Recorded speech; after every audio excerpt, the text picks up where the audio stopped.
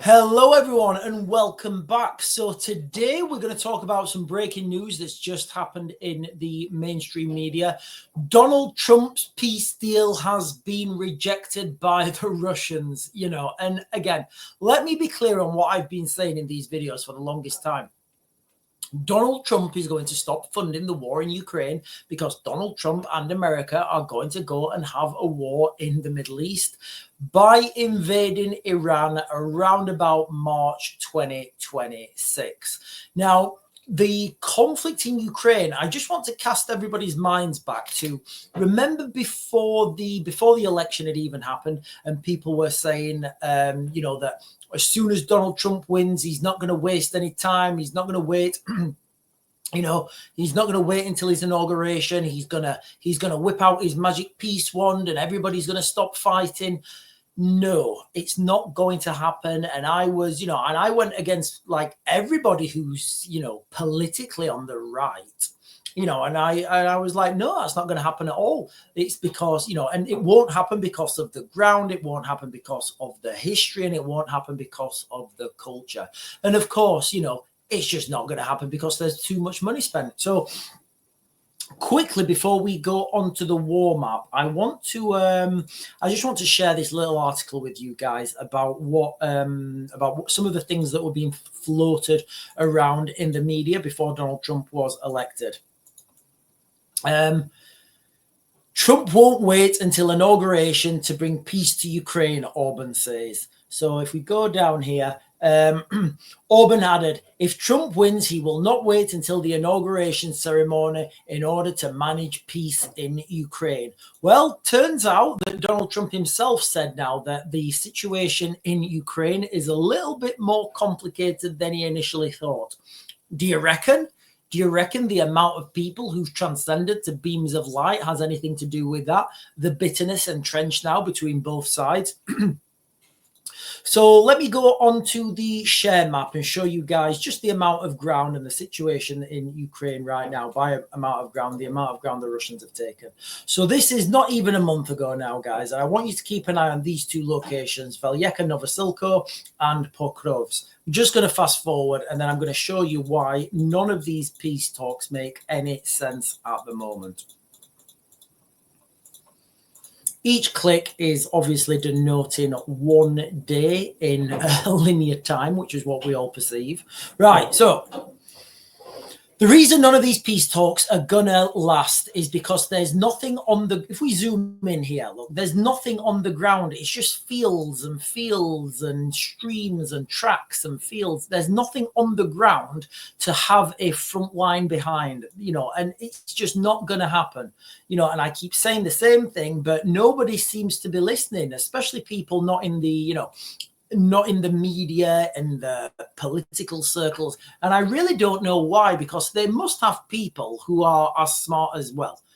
Yeah, they must have people who are as smart as me, although I'm starting to question whether they do. So this is the River Dnipro. This would be a perfect line for the Russians to form behind. The Russians could push up to the River Dnipro, then they could potentially start peace negotiations then, because they know the Ukrainians, it will be difficult. Let's just have a look how wide the Dnipro is. Let's just go like a random, let's just see what we are from here to there. So 1.8 kilometers, almost a mile in width at that location. Obviously, it's smaller in some locations. In some locations, it's wider. But, it's a big river. It's a wide river. If the Russians push up to here, it's going to be very difficult for the Ukrainians to mount an attack over that river. Likewise, if the Russians push up to here, it's going to be hard for the Russians to mount an attack over this river. So that's why the River Dnipro, for me, and I guess every strategic analyst that's working in Ukraine right now, I guess they're all banging their heads together saying the same things. It's a natural defensive line for both the Ukrainians and the Russians.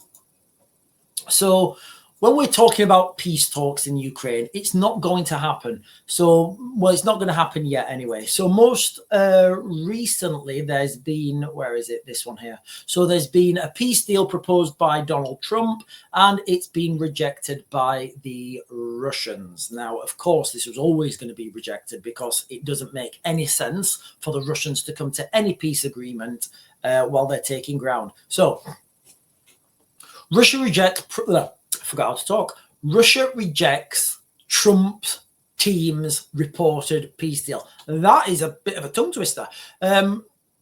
Proposals on Ukraine, Foreign Minister Lavrov says. Russia is dissatisfied with the reported peace deal proposals on Ukraine from US President-elect Donald Trump's team. And remember, this is not just from his team. This will be obviously from Donald Trump, and it will be headed up by, I think his name's Keith Kellogg. Not, I don't think, associated with the morning cereal. Russia's Foreign Minister Sergei Lavrov on December the 29th said, according to state-owned media TASS, earlier reports from the Wall Street Journal indicated that Trump's team is considering a plan to delay NATO membership by at least 20 years in exchange for continued Western arms supplies and deployment of European peacekeepers to monitor a ceasefire. So what they're saying there is, as part of Trump's deal, he would say, right, okay, Ukraine are not going to be part of NATO, but there's going to be NATO peacekeepers in Ukraine. So again, it makes no sense, because whether there's NATO peacekeepers or whether Ukraine is part of NATO, if NATO boots are there, then that's not what Russia's going to go for. And of course, Russia are not going to go for anything at the moment until Russia hit a brick wall. And by brick wall, I mean resistance that they can't move through. And right now in Ukraine, like we've just shown on the war map, the Russians are taking, they're taking kilometers and kilometers in multiple locations every day. Lavrov said the proposal, as outlined in leaks and Trump's December the 12th interview, suggests freezing hostilities along the current line of contact and transferring responsibility of confronting Russia to Europe. So I think in that sentence there, that tells you what's going to happen in the future. They're telling us what's coming. So remember what we said, freezing hostilities along the current line of contact. Like, there isn't like the line, or why would the Russians want to freeze that line of contact when they're taking ground every day? I keep saying it. Imagine you're the boxer and you're winning, and then the other side says, shall we freeze and call it a draw? No, nobody's going to do that. Imagine you're playing poker and, you get down to the final two and you've got like all the chips.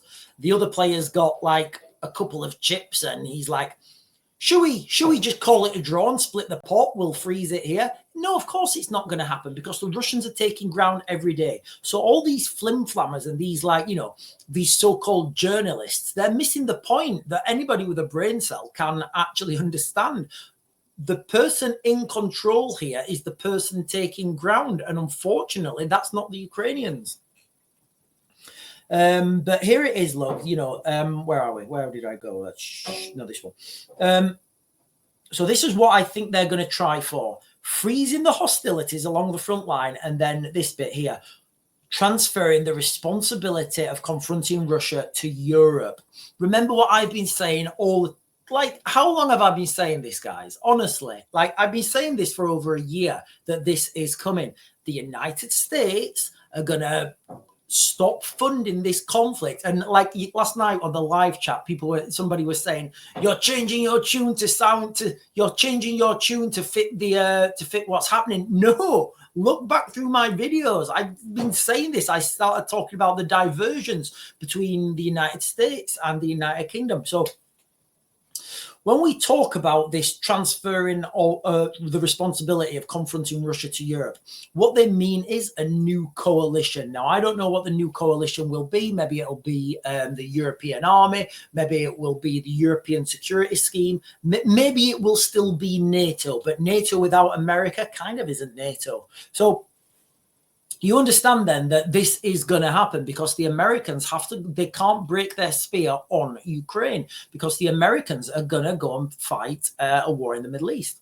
So, but that is happening, guys. They're telling us what's happening. Russia, the responsibility is going to be transferred to Europe. And when I said that the United Kingdom will take the lead, I'm not saying the United Kingdom is going to take the lead because we're the most politically competent. No, we're going to take the lead because we have the best strike capacity in that consortium of Europe and European countries and those who are going to be, finally form this alliance. And Britain has the best strike capacity. We have the best force projection capacity. So we can send forces out, conduct a mission, hold ground for a limited amount of time, clear it, and then pull back. What we don't have is the heavy armor. What we don't have is the heavy artillery in such numbers that you're going to need to fight this war. So what Britain's task will be is to go forward, strike, take land, pull back, let the other units move in. Now, the reason Britain will take the lead is because you can only lead from the front.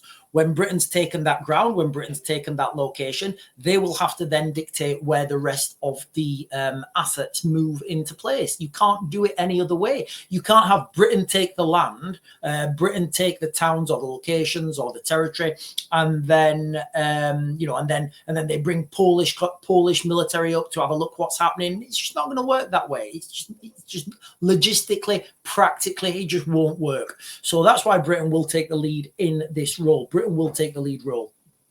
And of course, you've got the working relationship between British and American forces. So we are certainly not. So this is from Lavrov, I'm assuming. We are certainly not satisfied with the proposal. Sorry. Sounding on behalf of representatives of President-elect's team, Lavrov said, specifically rejecting the idea of introducing European peacekeepers in Ukraine.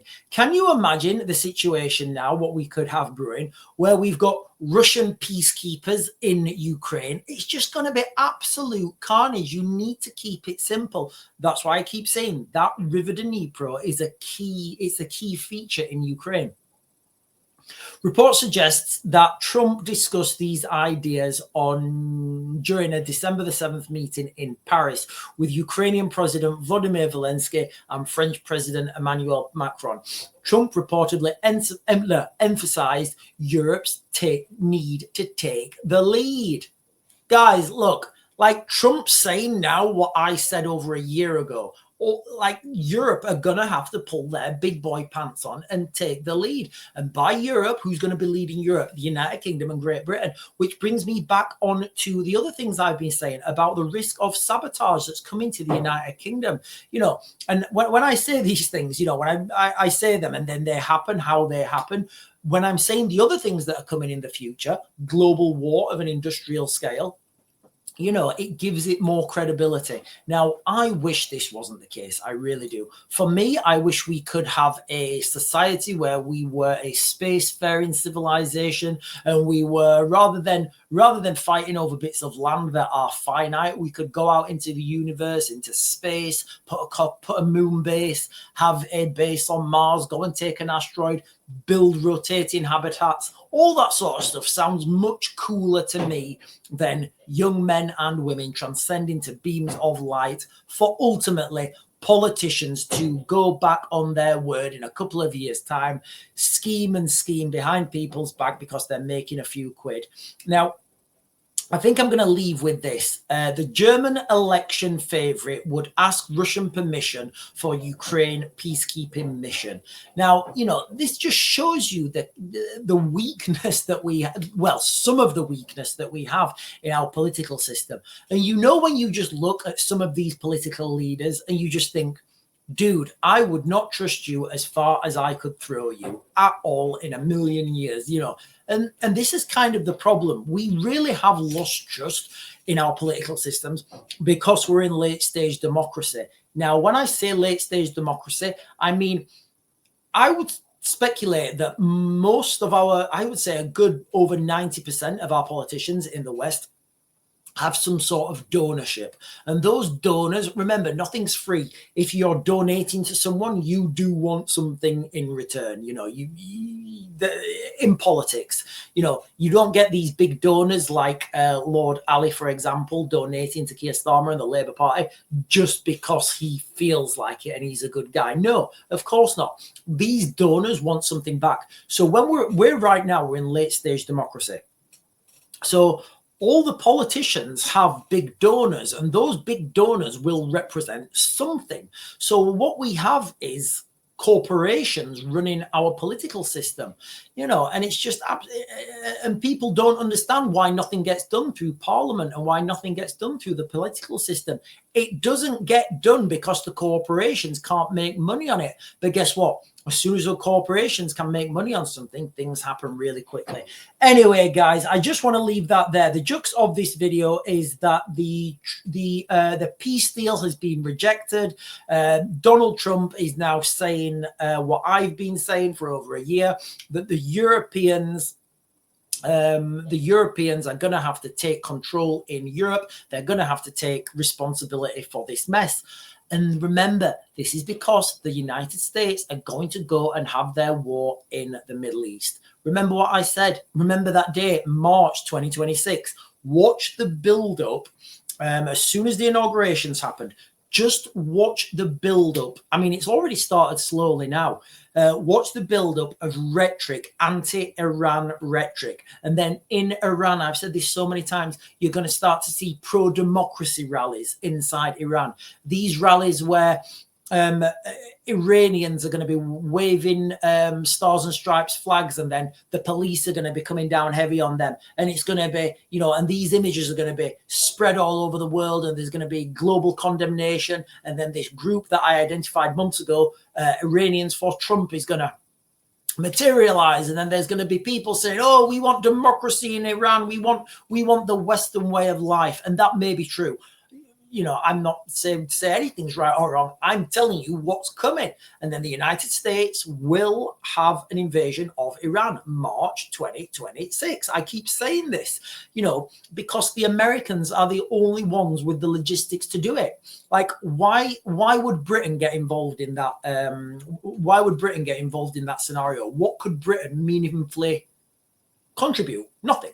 Absolutely nothing. Yes, of course, behind the scenes, there will be some special forces operations and joint task force and cross-training whereby British forces are then seconded to American forces for X, Y, and Z. And counter to that, there'll be some American forces seconded to British forces to do X, Y, and Z. So it doesn't really matter. But on the face of it, politically, that's how it's going to happen. So just imagine, and I keep saying this, guys, the invasion of Iraq 2003, 600,000 troops. The Americans supplied the bulk of that.